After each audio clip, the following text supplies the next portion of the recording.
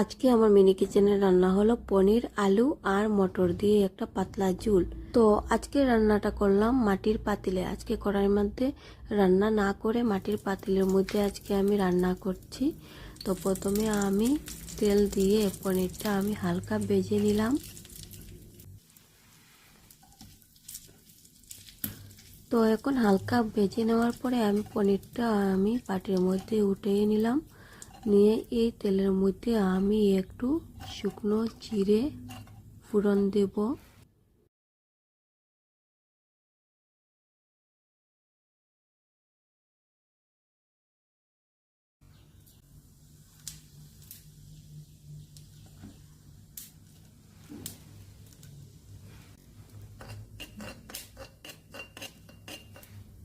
প্রথমে আমি আলুটা সিদ্ধ করে রেখেছি, যেটা আমি তরকারিতে দেবো। এই আলুটা এখন সিদ্ধ করা আমি আলু দিয়ে দিলাম।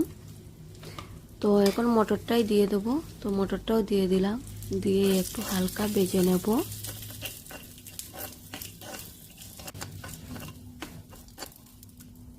তো এখন রোজগারের ইউজ আমরা যা করি গুঁড়ো মশলা, এইটা একটু একটু করে দিয়ে দেব। হলুদ, মরিচ, জিরে, লবণ, আর কিছু ব্যবহার করব না।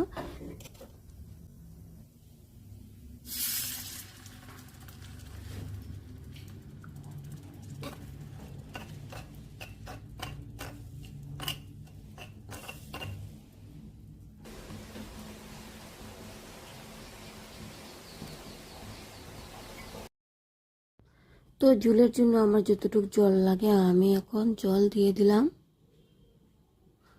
তো বেশি সময় আমার এটা রান্না করতে হবে না, কারণ আগের থেকে আমি আলু মটর সব কিছু সিদ্ধ দিয়ে রেখেছি।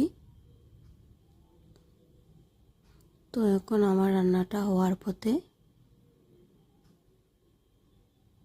তো আলু মটর আর পনির দিয়ে হালকা পাতলা ঝোলই ভালো লাগে বেশি খেতে।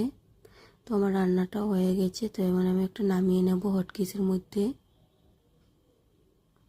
কারণ এখন শীতের সিজন, গরম থাকবে, তার জন্য আমি হটকেসের মধ্যে নামিয়ে নিলাম। আজকের জন্য টাটা, আবার গল্প।